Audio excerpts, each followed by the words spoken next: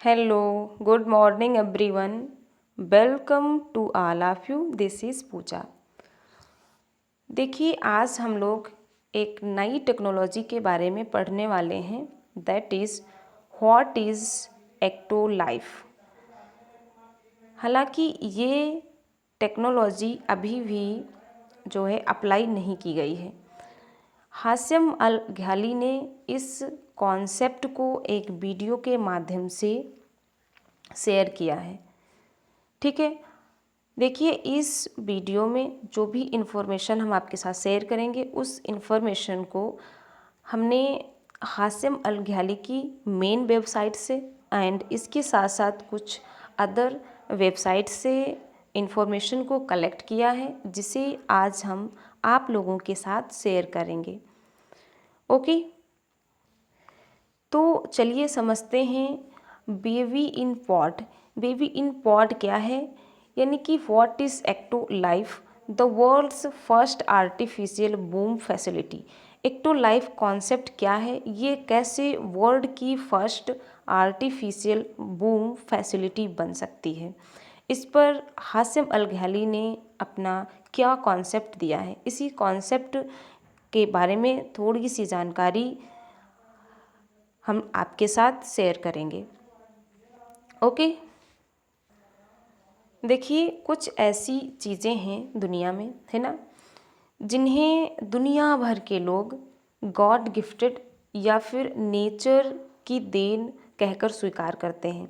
जैसे कि डेथ की बात कर लीजिए या फिर आप बर्थ की बात कर लीजिए, है ना। डेथ या बर्थ जैसी चीज़ों को दुनिया के सभी लोग क्या मानते हैं कि ये गॉड गिफ्टेड है या फिर ये एक नेचर का अपना रूल है। बट इसके बाद भी इंसान खुद मानता है कि हमें नेचर के साथ खिलवाड़ नहीं करना चाहिए। लेकिन आज की बढ़ती साइंस एंड टेक्नोलॉजी के अकॉर्डिंग हमारे साइंटिस्ट अलग अलग तरीके की टेक्नोलॉजी को डेवलप कर रहे हैं, टेक्नोलॉजी को हम लोगों के साथ शेयर कर रहे हैं। तो आज इसमें देखेंगे कि एक्टो लाइफ कॉन्सेप्ट में कौन सी टेक्नोलॉजी को हाशिम अल घाली ने हम लोगों के साथ शेयर किया है, जो कि हम इंसानों के लिए हेल्पफुल रहने वाली है। ठीक है, हाशिम अल घाली ये एक साइंटिस्ट हैं, ठीक है, जर्मनी की राजधानी बर्लिन में रहने वाले हैं।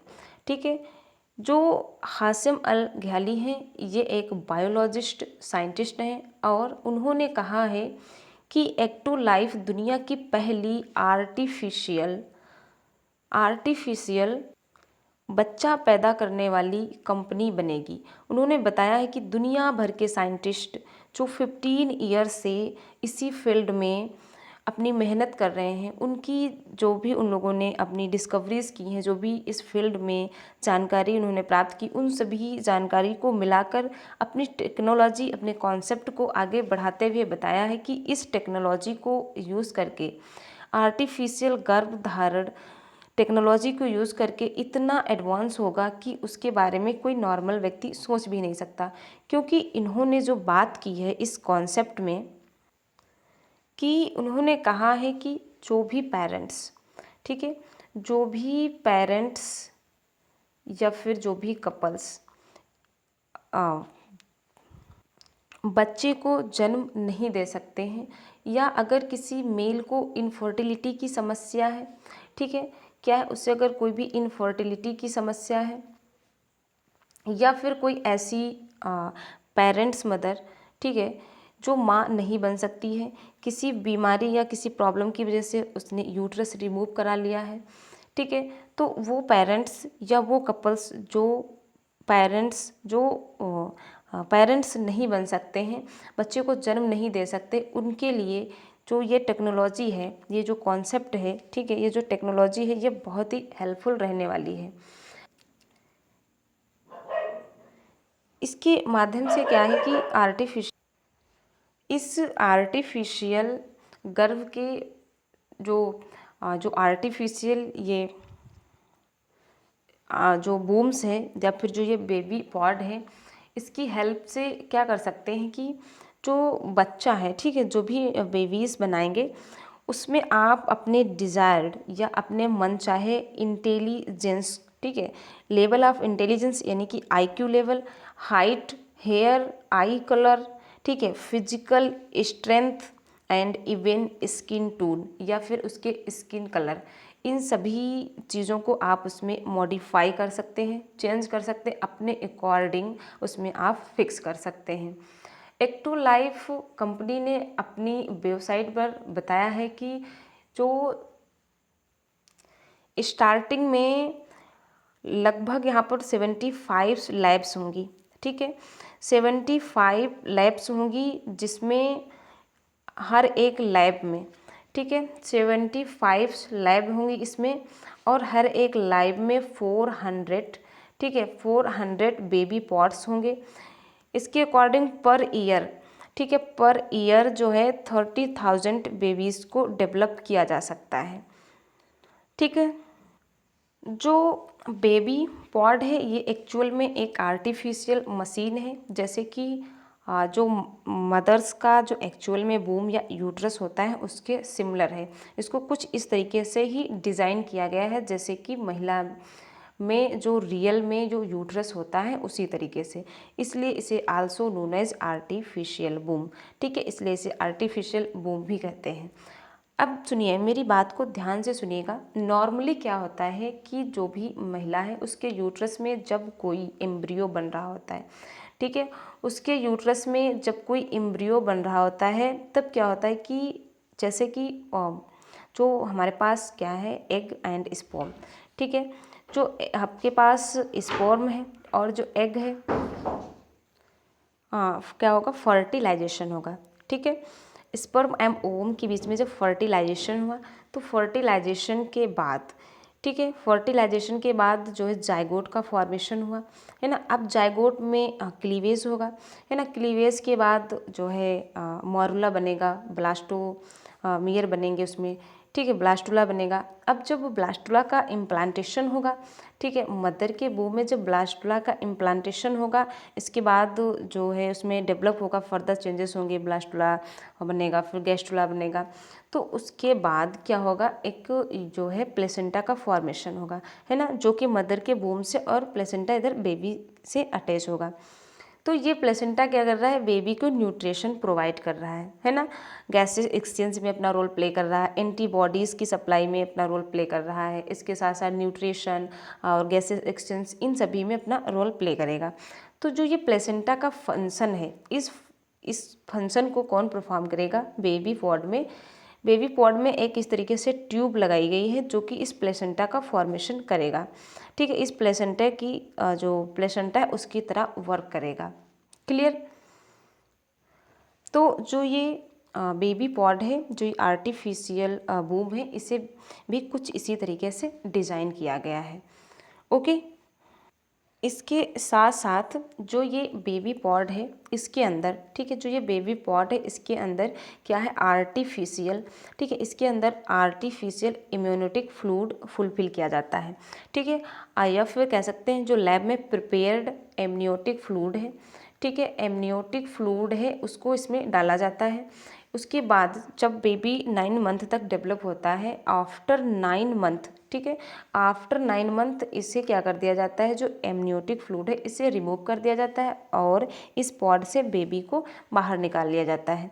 जो भी हमारा नवजात शिशु है उसे बाहर निकाल लिया जाता है, ठीक है।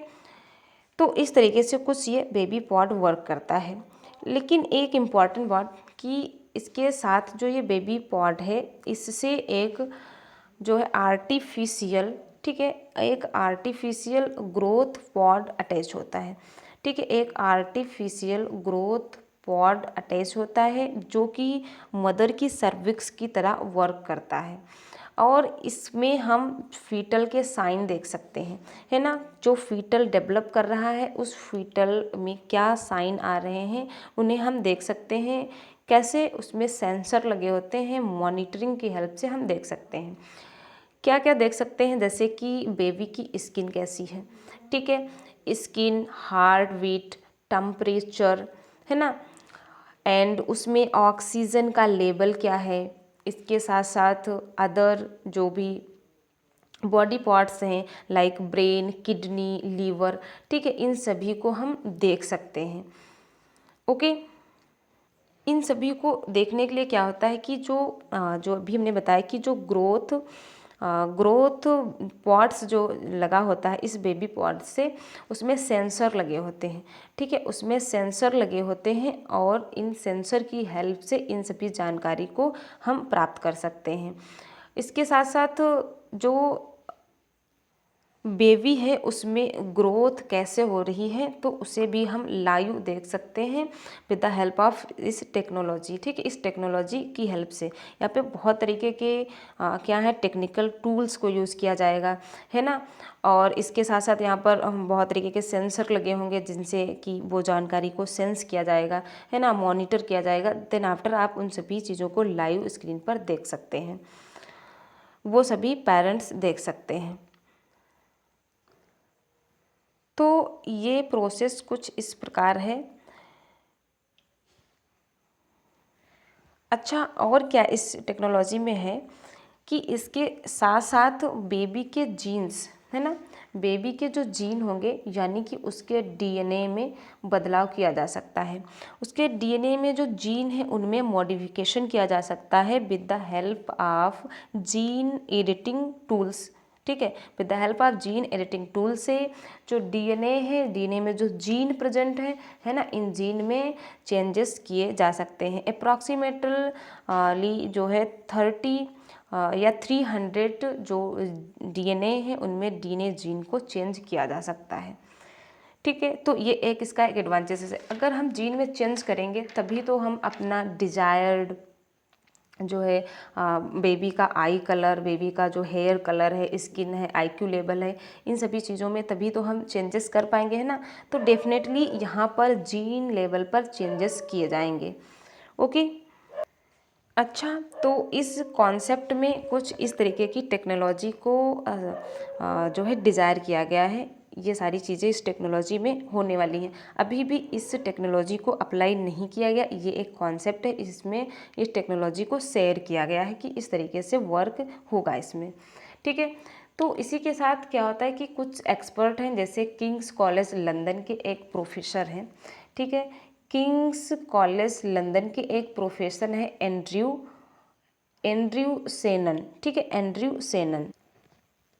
इनका कहना है, ठीक है, एंड्रयू सेनन का कहना है कि यह टेक्नोलॉजी जल्द ही हकीकत में बदल सकती है, क्योंकि ऐसे कई एग्जाम्पल्स हैं इस फील्ड में जिसमें हम समय से पहले, ठीक है, जब कभी कभी प्रेग्नेंट लेडी को प्रॉब्लम हो जाती है तो 7th मंथ आफ्टर या 5th मंथ बिफोर, ठीक है, या फिर 8 मंथ बिफोर ही हम बेबी को क्या करते हैं, यूट्रस से निकाल कर उससे इनक्यूबेटर में रखते हैं, ठीक है, इनक्यूबेटर में रखते हैं और हम वहाँ पर एक ट्यूब को कनेक्ट करते हैं। जो इनक्यूबेटर होता है उसमें एक ट्यूब होती है, ठीक है, जो बेबी प्लेसेंटा की तरह वर्क करती है, ठीक है। उस जो ट्यूब के थ्रू हम बेबी को जो है न्यूट्रिएंट्स की सप्लाई करते हैं, लाइक वाटर या फिर अदर न्यूट्रिएंट्स या मिल्क, है ना।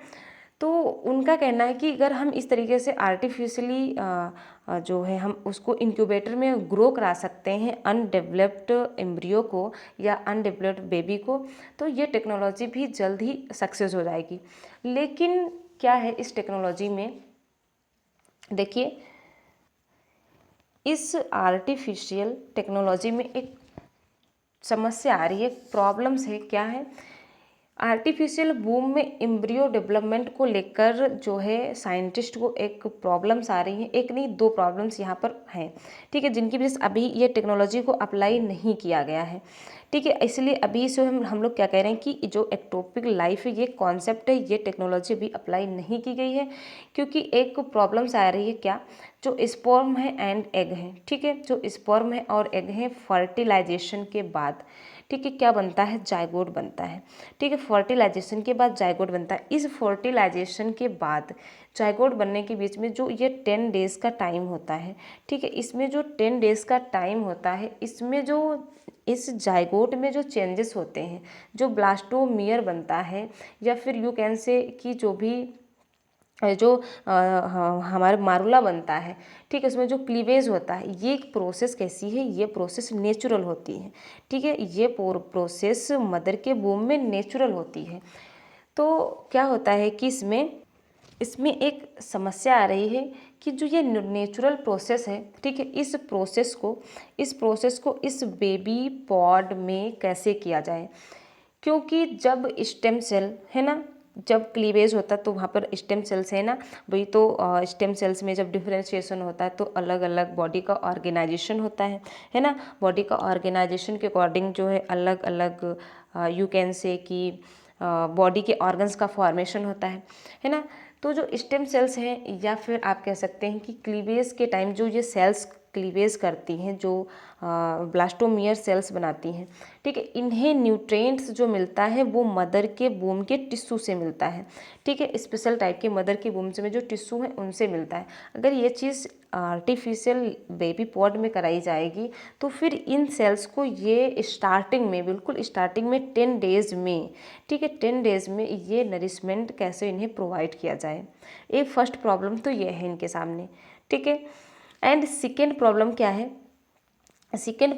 है, इनके पास कि जो बायोकेमिकल एंड जो एंटीबॉडीज़ हैं, ठीक है, कुछ बायोकेमिकल एंड जो एंटीबॉडीज़ का फॉर्मेशन है ये मदर के वूम में नेचुरली प्रोसेस है, ठीक है, मदर का जो यूट्रस है वहाँ पर ये नेचुरल तरीके से होता है। तो इसे भी सॉल्व आउट करने के लिए अभी भी साइंटिस्ट क्या कर रहे हैं, रिसर्च कर रहे हैं इस फील्ड में, है ना। तो अगर जिस दिन ये दोनों ही प्रॉब्लम इनकी सॉल्व आउट हो गई कि ये चीज़ ये आर्टिफिशियली बूम में स्टार्टिंग में 10 डेज़ में कैसे कर सकते हैं। एक्चुअली हालांकि जो है ना रिसर्च तो कर ही रहे हैं, जब यहाँ तक टेक्नोलॉजी ले आए हैं, यहाँ तक कॉन्सेप्ट क्लियर कर लिया है तो आई थिंक ये भी कर लेंगे, है ना। लेकिन अभी भी इन दोनों ही पहलुओं पे रिसर्च चल रही है कि ये दो प्रॉब्लम कैसे सॉल्व आउट हों। ओके, तो जैसे ही ये दोनों प्रॉब्लम सॉल्व आउट हो जाएंगी वैसे ही इस टेक्नोलॉजी की हेल्प से लैब में बच्चे पैदा करना क्या है, संभव हो जाएगा, ठीक है। अगर देखा जाए तो ये पॉसिबल भी है, क्यों, क्योंकि आप सभी जानते हो, है ना, सैरोगेसी के बारे में आप सभी जानते होंगे, एंड टेस्ट ट्यूब बेबी, है ना, surrogacy and test tube baby के बारे में आप सभी जानते होंगे कि ये टेक्नोलॉजी आज कितना आम बात हो चुकी है ना। ऐसे कपल्स जो इनफर्टाइल हैं या जो बेबी बर्थ करने में सक्सेस नहीं है, उनके लिए surrogacy and test tube baby जैसी टेक्नोलॉजी कितना वरदान साबित हुई है ना। सैरोगेसी टेक्नोलॉजी में क्या होता है कि इसके लिए जो है बेबी डेवलपमेंट के लिए जो है अदर फीमेल के यूट्रस को यूज़ किया जाता है फॉर डेवलपमेंट के लिए, है ना।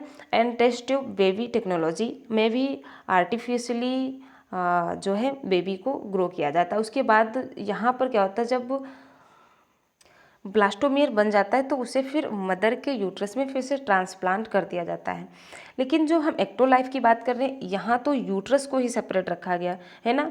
सारी चीज़ें बॉडी के जो मेन पेरेंट्स हैं उनकी बॉडी के बाहर ही करवाई जाएंगी, है ना। सारी चीज़ें आर्टिफिशियल होने वाली हैं। तो अगर ये चीज़ें हो पा रही हैं जैसे सैरोगेसी, टेस्ट ट्यूब बेबी जैसे टेक्नोलॉजी आज आम बात हो गई हैं, तो इस फील्ड में भी एक ना एक दिन सक्सेस मिल जाएगी, है ना। और ये भी हम लोगों को एक वरदान की तरह साबित होगी, यानी कि उन सभी पेरेंट्स, उन सभी कपल्स के लिए एक वरदान की तरह साबित होगी जो कि इनफर्टाइल है या जो कि नेचुरल तरीके से बेबी को बर्थ नहीं कर सकते हैं, है ना। तो देखिए ये हमारे पास कुछ इन्फॉर्मेशंस थी एक्टो लाइफ कॉन्सेप्ट को लेकर, और एक्चुअली में यही एक्टो लाइफ कॉन्सेप्ट की हकीकत भी है, क्योंकि अभी इसकी दो प्रॉब्लम्स की वजह से अभी तक अप्लाई नहीं किया गया है। तो आई होप आपने चीज़ों को अच्छे से सुना होगा, अच्छे से समझा होगा, तो डेफिनेटली ये सारी चीज़ें आपको समझ में आई होंगी, है ना। अगर कोई डाउट है या फिर कोई मिस्टेक हुई है तो आप डेफिनेटली कमेंट बॉक्स में शेयर कर सकते हैं, और आप अपने जो है अपने फीडबैक को भी शेयर कर सकते हैं, अपने व्यूज़ को भी शेयर कर सकते हैं, अपना व्यू दे सकते हैं कि ये टेक्नोलॉजी आपके अकॉर्डिंग कैसी रहेगी इन फ्यूचर में। क्या सच में जो है इंसान वो आर्टिफिशियली बच्चों को पैदा कर सकेंगे, ये टेक्नोलॉजी भविष्य में कितना हेल्पफुल रहने वाली है ह्यूमंस के लिए, है ना। तो इस पर अगर आपके पास कोई फीडबैक है तो डेफिनेटली आप कमेंट बॉक्स में अपना फीडबैक दें। अगर आप इंटरेस्टेड हैं surrogacy and test tube baby जैसी टेक्नोलॉजी को डिटेल्स में जानने के लिए तो आप कमेंट बॉक्स में आप बता सकते हैं। ठीक है, मैं कोशिश करूँगी इस पर अलग से वीडियो बनाने की। ओके, तो चलिए ये जानकारी हमने आपके साथ शेयर की। आई होप आपको अच्छा लगा होगा, आपको ये जानकारी अच्छी लगी होगी। आप इस जानकारी को अपने फ्रेंड्स में आप शेयर कर सकते हैं। एंड ऐसी ही लेटेस्ट जानकारी पाने के लिए आप चैनल को सब्सक्राइब कर सकते हैं। Okay, thanks for watching.